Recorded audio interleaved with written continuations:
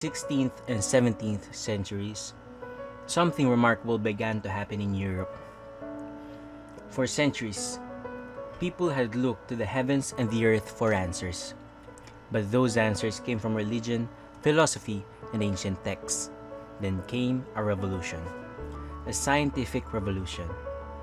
It wasn't led by soldiers or kings, but by thinkers, people who believed that the universe could be understood not by faith alone, but by observation, experiment, and reason. Nicholas Copernicus challenged the belief that the Earth was the center of the universe.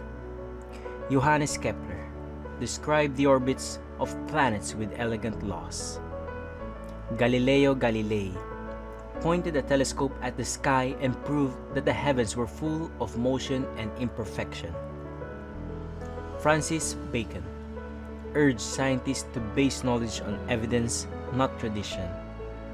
René Descartes used logic and mathematics to understand nature. And then, into this world of ideas, was born Isaac Newton, a man who would not just join the revolution, he would define it.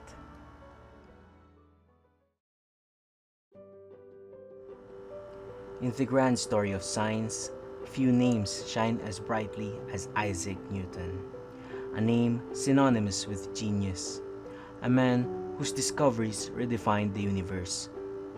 Before Newton, humanity looked at the stars with awe but little understanding. After him, the universe was no longer a divine mystery, but a system governed by natural laws, measurable, predictable, and astonishingly elegant.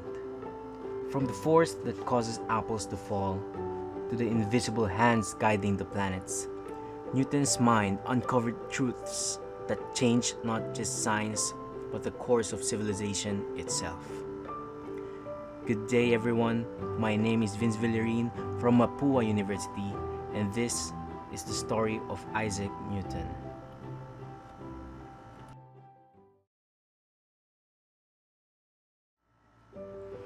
Isaac Newton was born on January 4th, 1643, in the rural hamlet of Woolsthorpe, Lincolnshire, England. Born prematurely, he was so tiny his family feared he wouldn't survive. His father, a farmer also named Isaac Newton, had died just months before.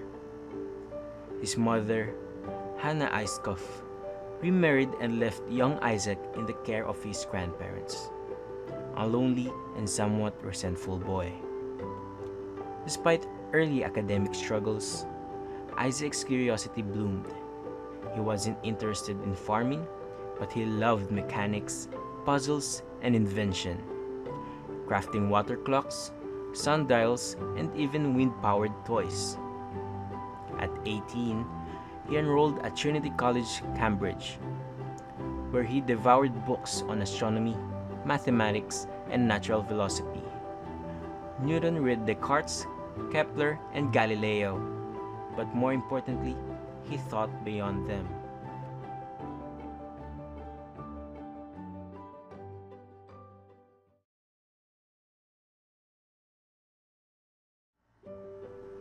In 1665, the Great Plague hit England. Cambridge closed, and Newton returned home. But rather than fall idle, he entered a period of unprecedented productivity. At just 23 years old, in the isolation of the countryside, Newton had what historians call his annus mirabilis, his years of wonders. In just 2 years, Newton developed the fountain of calculus, formulated the law of universal gravitation, began working on his 3 laws of motion, conducted famous experiments with light and color. The story of the falling apple is more than a myth. It marked the spark of a world-changing insight.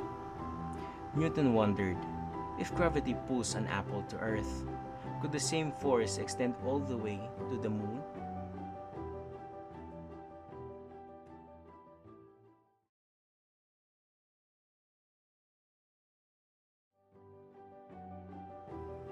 Newton's curiosity extended into optics, the science of light.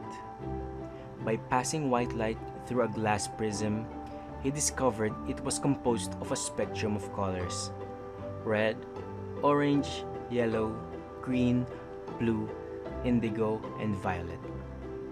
This shattered the long-held belief that light was uniform and pure, and that prisms somehow created colors. Newton showed that the prisms only separated what was already there. He also invented the reflecting telescope, which used mirrors instead of lenses to focus light. This solved the problem of chromatic aberration, the color distortions common in earlier refracting telescopes. In 1704, he published Optics, detailing his revolutionary theories of light, color, and perception. It would remain a cornerstone of optical science for over a century.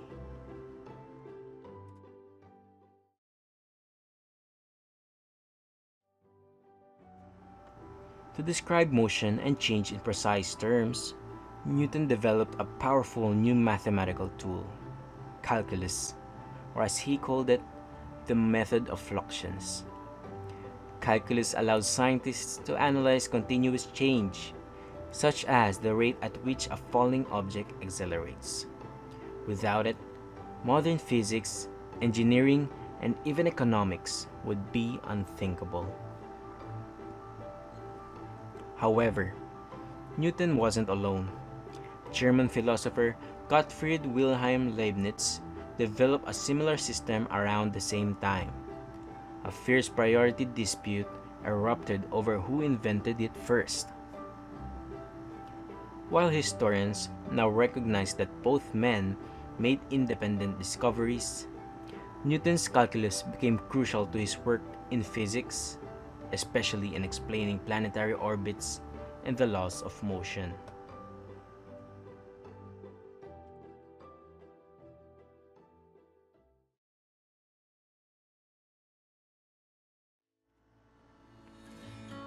Newton's most celebrated work came in 1687, when he published the Philosophiae Naturalis Principia Mathematica, or simply the Principia.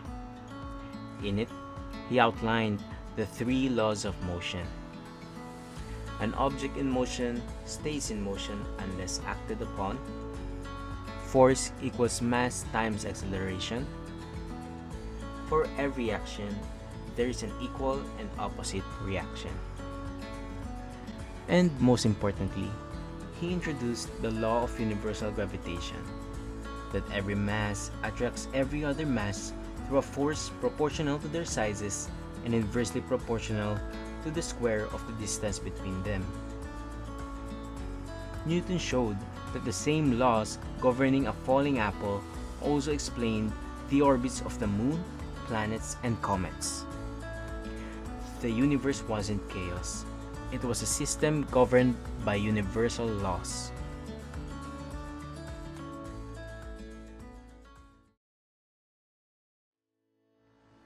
In his later life, Newton turned to public service.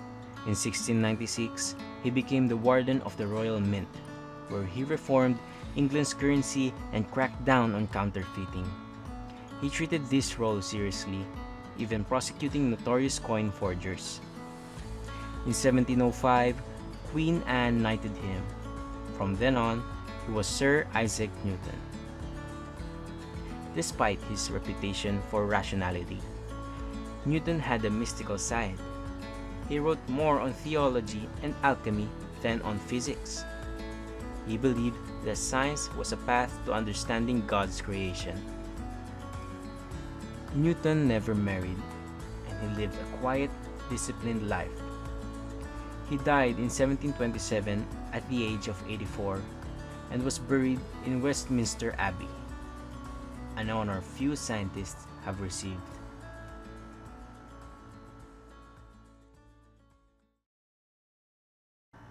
Isaac Newton's legacy is almost too vast to summarize. He laid the foundation of classical mechanics, advanced optics, created calculus, and unified celestial and terrestrial physics.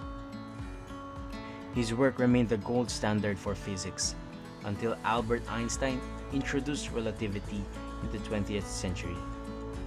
And yet, Newtonian physics still underpins most of the technologies we use today, from bridges and engines to rockets and satellites. But perhaps Newton's greatest gift wasn't his discoveries, it was his method. His belief that the universe could be understood through observation, reason, and mathematics. As Newton humbly wrote, "I do not know what I may appear to the world, but to myself I seem to have been only like a boy playing on the seashore, whilst the great ocean of truth lay all undiscovered before me." Today, that ocean is still being explored on the shoulders of a giant. Before we go, I want to take a moment not to talk about Newton the scientist, but Newton the symbol. Because this wasn't just a story about gravity, light, and laws of motion. It was a story about what's possible when we take the time to ask why. About what happens when someone dares to look at the world differently. Isaac Newton didn't have a blueprint. He wasn't following instructions. He was building the foundation, one idea at a time, without knowing what it would become. That's what makes his story so timeless. And maybe that's the real message here, that discovery doesn't always come from answers. It often comes from sitting in silence with a question, being patient, and not being afraid to dig deeper. Whether you're in a classroom, a lab, or just staring out the window, wondering how things work, you're part of the same tradition. So, if this video leaves you thinking about science, about curiosity, or about the kind of impact one person can make, then Newton's work is still doing what it was meant to do. Thanks for spending this time with me. This is Villarin from Mapua University, and goodbye for now.